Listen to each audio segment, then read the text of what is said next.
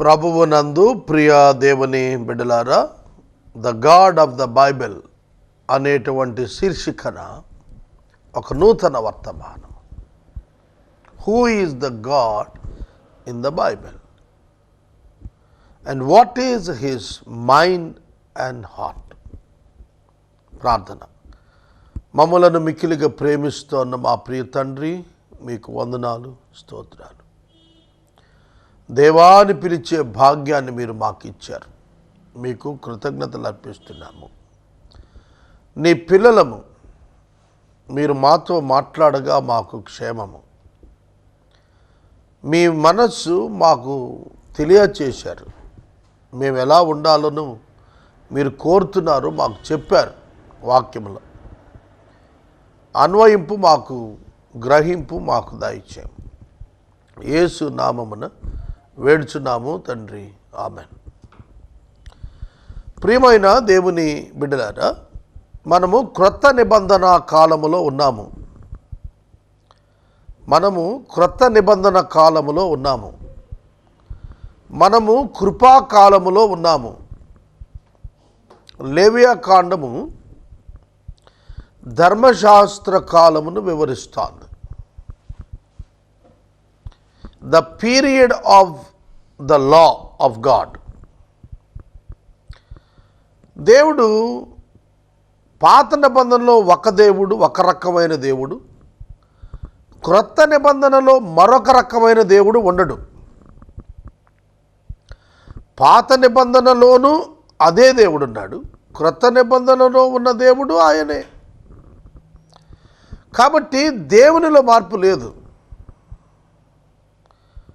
దేవుడిచ్చిన వాక్యములో నియమము మనము గుర్తించినప్పుడు ఈ సత్యము మనకు అర్థమవుతుంది. No change in God. దేవునిలో ఏ విధమైన మార్పు లేదు. The same God, the same one. ఏమిటంటే కండిషనల్ బ్లెస్సింగ్.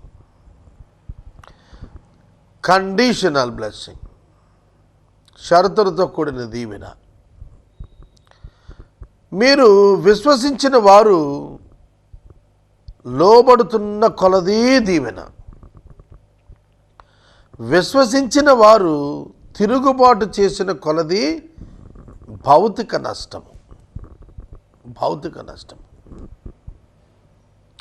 సేమ్ ప్యాటర్న్ ఇవాళ కూడా. మనము లోబడ్డామా, దీవెన. తిరుగుబాటు చేశామా, నష్టము.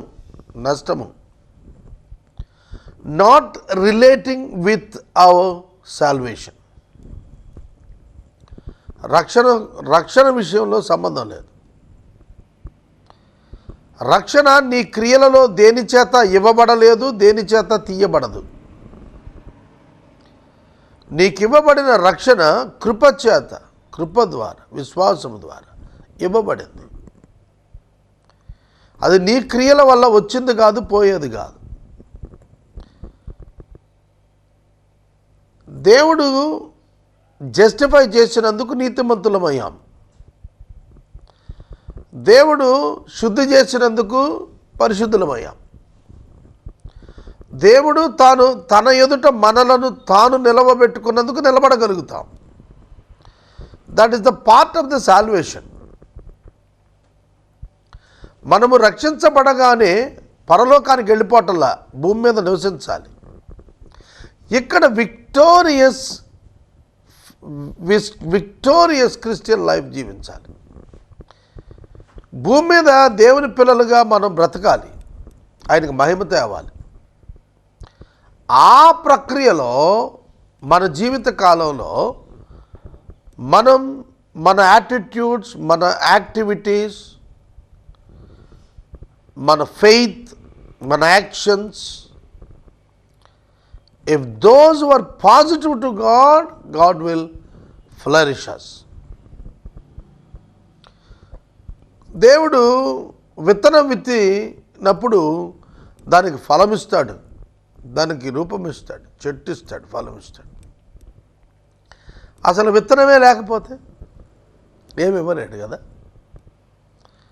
కనుక కృప ద్వారా ఇచ్చే రక్షణ కృప ద్వారా ఇచ్చాడు. That is damn sure, nothing difference in it. నీవెంత పని చేస్తే అంత దీవించబడతావు. అయితే నువ్వు కొంచెం చేసినా అధికంగా దీవించబడతావు. If you have faith on God and trust in him, దేవుని మీద విశ్వాసం, ఆయన మీద నమ్మిక, ఆధారము ఆయనపై ఉన్నప్పుడు నువ్వు కొంచెము చేసినా నువ్వు అత్యధికంగా ఫలిస్తావు. ఆయనకు అవిధేయతతో ఉండి ఎంత చేసినా ఏం ఫలించవు. That's what God wanted to prove. అందుకని అన్నాడు, నువ్వు లోబడితే దీవెన, నువ్వు ఆజ్ఞలను పాటిస్తే దీవెన. నీవు నీ ఇష్టం వచ్చినట్టు బ్రతికితే నీకు కష్టము, నష్టము, భౌతికమైన శ్రమలు. సహోదరుడా, సహోదరి, ప్రత్యేకంగా మనం ఈ విషయాలను అర్థం చేసుకోవాలి. ఇంకో మెట్టు చెబుతాను, జాగ్రత్తగా వినండి. మనం ఏమీ కూడా వ్యతిరేకంగా జీవించకపోయినా, జాగ్రత్తగా వినాలి, ఇది చాలా జాగ్రత్తగా వినాలి. మనం ఏమీ వ్యతిరేకంగా జీవించకపోయినా చాలా విషయాలు మనకు వ్యతిరేకంగా వస్తూ ఉంటాయి. మరి వాటి సంగతి ఏంటి? అవి మనలను దేవుడు తన చిత్త ప్రకారం సిద్ధం చేయటానికి వినియోగిస్తున్న ప్రణాళికలోని భాగం. యోబు గ్రంథం వలె యోబు ఈ పాపం చేసినందుకు ఇది వచ్చింది అనేది లేదు, కానీ యోబు అల్టిమేట్గా పొందే బహుమానం కొరకు ఇది వచ్చింది అనేది మాత్రం ఉంది. కనుక if God wants to exalt you, glorify you, he will send you through the process of the cross. ఇది కూడా మనం అర్థం చేసుకోవాలి. ఈ సంపూర్ణ అవగాహన లేకపోతే క్రైస్తవ్యం అర్థం కాదు. కొన్ని సందర్భాల్లో మనము ఊహించినటువంటి ఆశీర్వాదాలు మన మీద వచ్చి పడతా ఉంటాయి. అది కూడా ప్రణాళికలోని భాగమే. ఐగుప్తు దేశంలో 7 సంవత్సరాల విస్తృత పంట. They never expected that, but God has given to them to fulfil his purpose. అర్థమవుతుందా? దేవుడు తన ప్రణాళిక నెరవేర్పులో నువ్వు కష్టపడకుండా కూడా అత్యధికంగా ఇవ్వచ్చు, ఎందుకంటే తన ప్రణాళిక నెరవేర్పులో భాగం. నువ్వు కష్టపడకపోయి, నువ్వు తప్పిదాలు చేయకపోయినా నీకు శ్రమలు ఇవ్వచ్చు, అది ప్రణాళికలో భాగం. ఇది న్యూ టెస్టిమెంట్లో ఈ మెట్టు మనం అబ్జర్వ్ చేయాలి.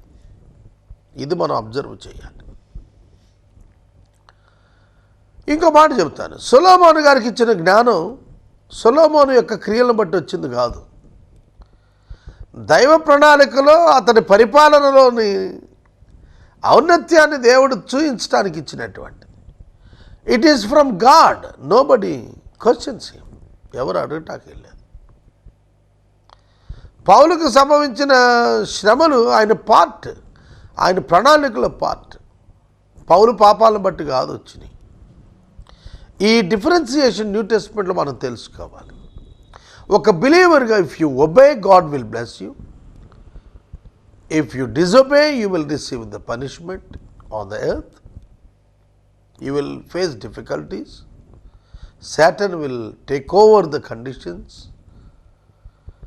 కనుక ఇవి మనం స్పష్టంగా అర్థం చేసుకోవాల్సినటువంటి సత్యాలు.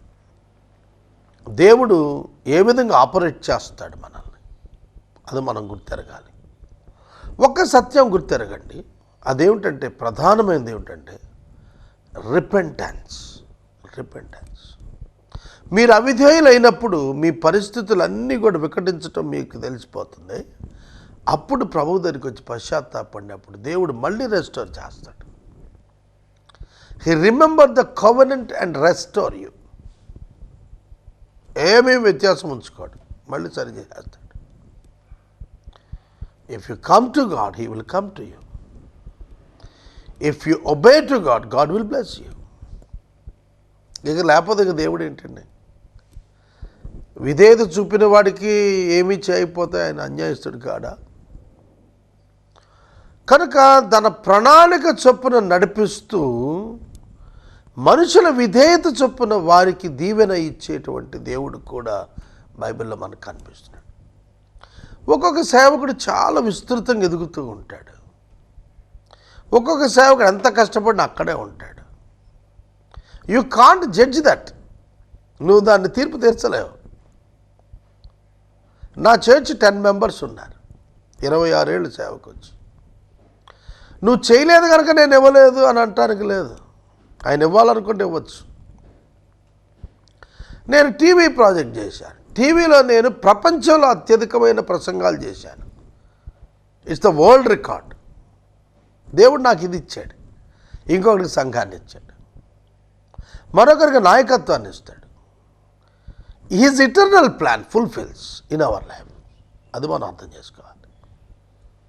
కనుక ఈ నేపథ్యంలో నేను మాట్లాడుతున్నాను. ఎందుకంటే ఇదంతా చెప్పకపోతే ఏమీ రాదు, కన్ఫ్యూజ్ అయిపోతారు మీరు ఓల్డ్ టెస్టిమెంట్ తెలుసుకుంటున్నప్పుడు. ఇశ్రాయేలీయులను దేవుడు ఏర్పాటు చేసుకున్నాడు, వాడు ఒక జనాంగంగా చేసుకున్నాడు. ఇఫ్ దే డిజొబే, వారు కనుక అవిధేయులైపోతే వారికి చెబుతున్నాడు. వారిని భౌతిక సంబంధం ఒక ఎగ్జాంపులరీగా వాళ్ళను ఏర్పాటు చేశాడు. వారిని ఏర్పాటు చేసుకొని చెబుతున్నాడు. అందుకనే చాలా తేటగా పౌలు గారు చెప్పేదంటే, అబ్రహామునకు సంతానమైనంత మాత్రాన అందరూ అబ్రహాం సంతానం కాదన్నాడు. ఎవరు విశ్వాసం ఉంచారో వారే అబ్రహాం సంతానం. అర్థమవుతుందా? ఎవరు విశ్వసించారో వారే అబ్రహాం సంతానం. కనుక విశ్వసించిన వారికే ఇటర్నల్ ఫ్రూట్ కొన్నాను, విశ్వసించిన వారికి లేదు. నీకు అర్థం కాదు, యూ డోంట్ జడ్జ్. మనం తీర్పు తెచ్చడానికి వీల్లేదు, మనకేం అర్థం కాదు. గుర్తుపెట్టుకోండి, ఇందులో ప్రభువు చెప్పింది ఏమిటంటే, నాకు విరోధంగా మీరు నడిచినట్లయితే నేను మీకేం చేస్తాను? ఒకటి, ఆరోగ్యం పాడైపోతుంది. 2, పొజిషన్స్ పాడైపోతాయి. మీకున్నటువంటి పశువుల విషయంలో పాడైపోతారు. అనేకమైన సంఘటనలు చెబుతూ వచ్చాడు. మీ ఆహారం లేకుండా పోతుంది. మీరు if you gone like this, నేను మిమ్మల్ని హెచ్చరిక చేస్తూనే ఉంటా, అయినా మీరు వినకపోతే మీ సొంత మాంసం మీరు తింటారు, మీ పిల్లల మాంసం మీరు తింటారు. చూడండి ఎటువంటి పరిస్థితిలో. మీ దేశాన్ని నేను పాడు చేసేస్తాను, నేను మీ పైన కత్తి దోస్తాను, మీరు ఎవరు తరవకుండానే పారిపోతారు. ఎవరు తరవకుండా మీరు పారిపోతారు. మీకు ఆహారం తొలగించేస్తాను. మీ దేశం పాడైపోతుంది. మీ దేశం పాడైపోతుంది. అడవి జంతువులు మీ మధ్యకు వచ్చేస్తాయి, మిమ్మల్ని సంతానరహితులుగా చేసేస్తాయి, పశువులను సంహరించేస్తాయి. నీ మార్గాలన్నీ పాడైపోతాయి. నీ మార్గాలు పాడైపోతాయి. ఎర్త్క్వేక్ తర్వాత ఎట్లా అయిపోతుంది అట్లా అయిపోతుంది. Disaster will come in to your life. నాశనము నీ జీవితంలోకి వచ్చేస్తుంది. మీరు శత్రువు లేకుండానే పారిపోతారు, తరవకుండానే పారిపోతారు, పిరికివారు అవుతారు. ఖడ్గము మిమ్మల్ని నాశనం చేస్తుంది, పట్టుకుంటుంది. మీరు ఏకజనముగా ఉండక డివిజన్స్ వచ్చేస్తాయి. మీలో మీకు ఎడబాట్లు వచ్చేస్తాయి, వేరైపోతారు. మీ కన్నులు క్షీణించిపోతాయి. నేను మీకు పగవాడిని అయిపోతాను. ఇవన్నీ సంభవించిన మీరు ఇంకా నా మాటలు వినకపోతే 7 రెట్లుగా దండిస్తాను. మీ బలము ఉడిగిపోద్ది, మీ భూమి ఫలమియదు, మీ దేశంలో వృక్షాలు పండ్లనివ్వవు. చూడండి, ఆనాడు ఆదాము పాపం చేసినప్పుడు దేవుడు భూమిని శపించాడు. భూమి ఫలమియలేదు. ప్రకృతి వైఫల్యం చెందుతుంది మీ వల్ల. కనుక దేవుడు అటువంటి సారోఫుల్ కండిషన్స్ అన్నీ కూడా మన ముందుకు రప్పిస్తాడు అన్నాడు. Because of the disobedience to the Lord and to the commandment and to the covenant, ఆజ్ఞలకు నిబంధనకు వ్యతిరేకంగా దేవుని పిల్లలు పాపమును ఆశ్రయించినప్పుడు ఇది జరుగుతుంది. They were defeated by a small armies, little numbered soldiers. తక్కువ మంది ఉన్న సైన్యంతో కూడా ఓడిపోతూ వెళ్ళారు. God left them. దేవుడు వారితో లేడు. వారిని దేవుడు అప్పగించేస్తున్నాడు. కనుక ప్రభు పాపము చేయవద్దని హెచ్చరిక ఇస్తున్నాడు. Once you saved, you should not do the sin. If you sin, you will see the consequences of the sin in our life. ఒకడు ఒడిలో అగ్ని ఉంచుకొని ఎడల కమలకుండునా? ఒకడు ఒడిలో అగ్ని పెట్టుకుంటే అది కాలకుండా ఉంటుందా? Sin repels. పాపం దాని పని అది చేస్తుంది. ఒకడు విషం తాగితే పని చేయకుండా ఉంటుందా? ఒకడు ఊరేసుకుంటే చావకుండా ఉంటాడా? అర్థమవుతుందా? కాబట్టి disobedience to the word of God leads you to the destruction in your life. చాలామంది అలా అయిపోయారు. ధనాపేక్ష చేత, దురహంకారం చేత, దురాశ చేత మనుషులు పాడైపోయారు. దేవుని సేవించాం, ప్రేమించామని చెప్పుకుంటూనే భ్రష్టులు అయిపోయారు. సాల్వేషన్కి వచ్చిన డోకా ఏం లేదు. దేవుడు కనికరిస్తాడు, కడుగుతాడు, తీసుకెళ్తాడు. కానీ అల్పుడుగా ఉంటాడు పరలోకంలో. బోధిస్తున్నవాడు బోధించినవి అనుసరించకుండా బోధించినప్పుడు పరలోకంలో అల్పుడుగా ఉంటాడు. పరలోకం ఇవ్వనని అనలా బోధకుడికి. ఇన్ని వేల ప్రసంగాలు చేసిన తర్వాత కూడా నేను అనుకునేది ఏంటంటే, డోర్ కీపర్గాను పక్కన వాచ్మ్యాన్గాను ఉంటే చాలు అనుకుంటాను నేను. My entrance into the heaven is strong and permanent. It's confined, ఏర్పరచబడింది. But what about the glorification? మహిమపరచబడటం కొరకైనటువంటి దీవెన పొందటానికి ప్రయాసం. మంచి పోరాటం పోరాడితే నా కొరకు నీతి కిరీటం ఉందన్నాడు. ఆ పోరాటం మనం చేయాల్సింది.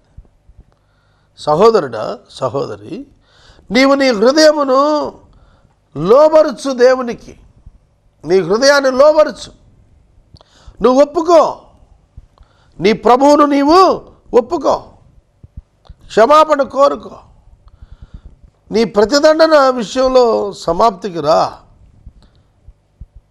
వారి చేత విడవబడి వారు లేనప్పుడు పాడైపోయిన దేశం చొప్పున విశ్రాంతి దినం అనుసరించేట్టుగా భూమి కొరకు విశ్రాంతిని ఇచ్చేటట్టు నిన్ను ఆ దేశానికి తరిమేస్తాను. దేవుడు ఇశ్రాయేలీయులతో మాట్లాడుతున్నప్పుడు, నేను హెచ్చరిక చేసినా మీరు ఒక మార్పును అందకపోతే నా మనసు మీ మీద అసహ్యపడుతుంది అని అన్నాడు. లేవికాండము 26వ అధ్యాయము 31వ వచనం, మీ యందు నా మనస్సు అసహ్యపడును, మీ పరిశుద్ధ స్థలం నేను పాడు చేస్తా, మిమ్మల్ని ఆ స్థలము నుండి ఇతర స్థలానికి పంపించేస్తా, మీరు లేని ఆ కాలము ఆ భూమి విశ్రాంతిని అనుభవించేటట్లు నేను చేసి న్యాయం చేస్తాను. సహోదరుడా, సహోదరి, అందుకే న్యూ టెస్టిమెంట్ బిలీవర్గా మనము నిత్యము పశ్చాత్తాపపడుట నేర్చుకోవాలి. వారికి లేని ధన్యత మనకు మాత్రమే ఉన్న ధన్యత ఏమిటో తెలుసిన? పరిశుద్ధాత్మ దేవుడు. Indwelling of the Holy Spirit was given unto us as the gift from God. దేవుని నుండి ఒక బహుమానముగా మన అంతరంగములలో నివసించున్నట్లు పరిశుద్ధాత్మ దేవుడు విశ్వసించిన వారందరికీ అనుగ్రహించబడ్డాడు. You don't need to wait upon the Holy Spirit to come and fill you. పరిశుద్ధాత్మ దేవుడు వచ్చి నీ మీద వ్రాలి నిన్ను నింపేటట్టు నువ్వు ప్రయత్నాలు చేయక్కర్లేదు. It is already given in to your heart when you believed. నువ్వు విశ్వసించినప్పుడే పరిశుద్ధాత్ముడు నీలోనికి వచ్చాడు, నివాసము చేస్తున్నాడు. కనుక new టెస్టిమెంట్లో anointment of the Spirit is not from outside to inside, but from inside to outside. దైవాభిషేకము పాత నిబంధనలో పైనుండి తల మీద నుండి అభిషేకము, కానీ క్రొత్త నిబంధనలో హృదయం నుండి వెలుపటికి ఆ అభిషేక ప్రవాహం. కనుక ఈ మేజర్ డిఫరెన్స్ తెలియక ఇవాళ people are following the religion Christian, క్రైస్తవ మతాన్ని ఫాలో అవుతున్నారు. ఎందుకంటే వారేమిటో వాళ్ళకి తెలియక మందిరాలు కట్టుకుంటున్నారు, మందిరాలు దేవుని సన్నిధి అనుకుంటున్నారు, కానీ తామే మందిరముగా ఉన్నామని తెలుసుకోలేకపోతున్నారు. మందిరంలోకి వెళ్తే దేవుని సన్నిధి దొరుకుద్ది అనుకుంటున్నారు. మీరు కూర్చున్న చోట ప్రార్థించినప్పుడు you can enjoy the presence of God in your heart. మీ హృదయంలో దేవుని యొక్క సన్నిధిని మీరు అనుభవిస్తారని మీరు కూర్చొని ప్రార్థించి స్తుతిస్తున్నప్పుడు మీకు అర్థమైపోతుంది.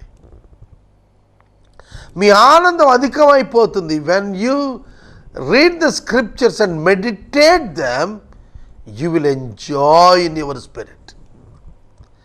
You don't need to go and listen some music in church. That can't give you. చెవులతో మీరు వినే సంగీతం మనసుకు ఉల్లాసాన్ని ఇస్తుంది, ఆత్మలో ప్రేరణ ఇవ్వదు. కానీ మీరు ప్రభువు యొక్క వాక్య ధ్యానం చేత పొందేటువంటి సారం ఉన్నదే ఆత్మీయంగా, అది మీకు ఆనందాన్ని, బలాన్ని, సంతోషాన్ని ఇస్తుంది. ఈ వ్యత్యాసం తెలియకే క్రైస్తవ మతం స్థాపించబడింది. క్రైస్తవ మతం అంటే వేషధారణ, ఆచారం, ట్రెడిషన్. ఇవి లేవు. కొత్త నిబంధనలో ఏమీ లేదు. కొత్త నిబంధనలో ఆచారం లేదు. క్రొత్త నిబంధనలో దేవాలయం లేదు. క్రొత్త నిబంధనలో బలులు లేవు. క్రొత్త నిబంధనలో అర్పణల చేత దేవుని సన్నిధికి కనబడటం విశేషత లేదు. No need of your donation. నువ్వేదో తెచ్చి దేవుడు ప్లీజ్ చేయాలి అక్కర్లేదు. It's all turns into the heart. హృదయం హృదయం హృదయం అంతా హృదయంతోనే పని. క్రొత్త నిబంధన హృదయంలో వ్రాయబడింది.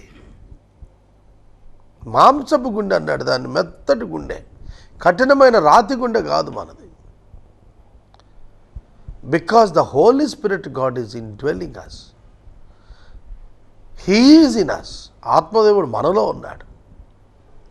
కనుక మనం తెలుసుకోవాల్సింది ఏమిటంటే దేవుడు ఎక్కడున్నాడని మనలోనే ఉన్నాడు. మరి గుడికి ఎందుకు పోవాలంటే ఫెలోషిప్ కోసం. ఫెలోషిప్ విత్ బ్రదర్స్, సహోదరుల సహోదరులతో సహవాసానికి చర్చికి వెళ్ళాలి తప్ప వర్షిప్ బిలాంగ్స్ టు హార్ట్. ఆత్మతో సత్యంతో ఆరాధిస్తాం, భౌతికంగా కాదు అది. It's a meeting place, it's a fellowship place, it's enjoying the fellowship with fellow brothers. కానీ వాళ్ళ గుళ్ళలో పక్కన ఎవడు కూర్చున్నాడో తెలుసుకోలేరు. మన చర్చికి ఎవరు వస్తారో మనం విష్ కూడా చేయం, బయట కనపడి పక్క తిప్పుకుపోతాం. That's not the purpose of the church. అది కాదండి చర్చ్ బిల్డింగ్ ఉద్దేశమే ఫెలోషిప్ అండి. కనుక ఈ చర్చ్ బిల్డింగ్కి వచ్చినాడు పక్క చర్చ్ బిల్డింగ్ కొడితే ఫెలోషిప్ చేయకూడదని ఎక్కడ బైబిల్ చెప్పాల, ఖచ్చితంగా చేయాల్సిందే. No barrier of doctrines, no barrier of organisations. ఇవాళ ఇవన్నీ పెట్టుకున్నాం మనం.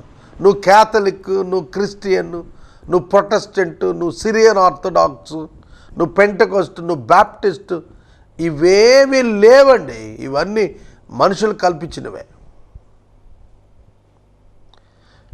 అందరూ ఒకే బైబిల్ వాడుతున్నారు, ఒకే క్రీస్తుని ఆరాధిస్తున్నారు, ఒకే పాప క్షమాపణ చెబుతున్నారు. Then why all these differences? It's all from the mind of the human being. Simple. దేవుడు వాటిని బట్టి ఆనందించేవాడు కాడు. నేను భక్త సింగ్ గారి ఫెలోషిప్ కాబట్టి ఇంకెవరితో కలవనంటే కుదరదు. You are also the part of the body of Christ. You are not a separate one. లేదంటే నేను ఒక ఎల్ఈఎఫ్ కనుక ఎవరితో కలవను, నేను ఒక చర్చ్ ఆఫ్ క్రైస్ట్ కనుక ఎవరితో కలవనంటే మిగతా వాళ్ళు చర్చ్ ఆఫ్ క్రైస్ట్ కాదంటే కుదరదు. Who are you to say? కాబట్టి ఇవాళ మనుషులు మతాలను ఏర్పరచుకుంటున్నారు. అవన్నీ పోతాయి, ఉండేవి కాదు, ఏవీ వెనకరా. Your church building cannot, or church organization cannot give you the guarantee of the salvation. How can? Me church bishop నీకు ముద్ర వేసి పరలోకంలో తీసుకెళ్ళి కూర్చోబెడతాను, మీ అందరిని సీట్లు ఉన్నాయని చెప్తే బోగస్, షేమ్. కనుక బైబిల్ అర్థం చేసుకుందాం. Who is our God? ఎవరు మన దేవుడు? యేసుక్రీస్తు ప్రభు. ప్రజల మధ్యలో రుజువు చేయబడాల్సిన అవసరం ఏం లేదు నువ్వు క్రైస్తవుడు అయితే. You don't need to be proved as the children of God. Nothing. God knows you. దేవునికి తెలుసును. నేను వాక్యాన్ని ముగిస్తున్నానండి. లేవియా కాండములు ఇశ్రాయేలీయులకు చెప్పాడు ఏమిటంటే, if you sin your sin will repulse. నీ పాపం పర్యవసానాలు చూపిస్తుంది. ప్రార్థన చేస్తాను. మమ్మల్ని మిక్కిలిగా ప్రేమిస్తున్న మా ప్రియ తండ్రి, వందనాలు, స్తోత్రాలు. నేను వాక్యాన్ని మాట్లాడుతున్నాను, వింటున్న వారు గ్రహించుటకు కృపనివ్వండి ప్రభు.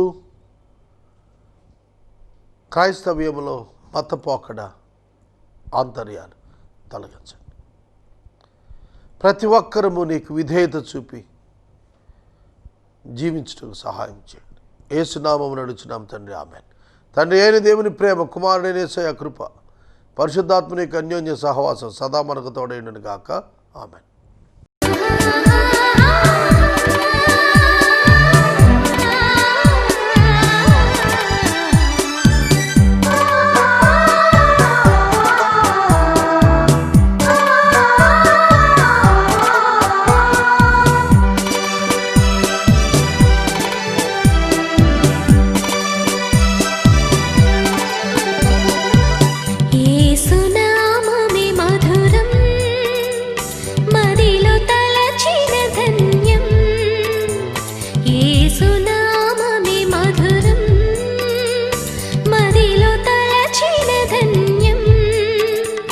వెతలు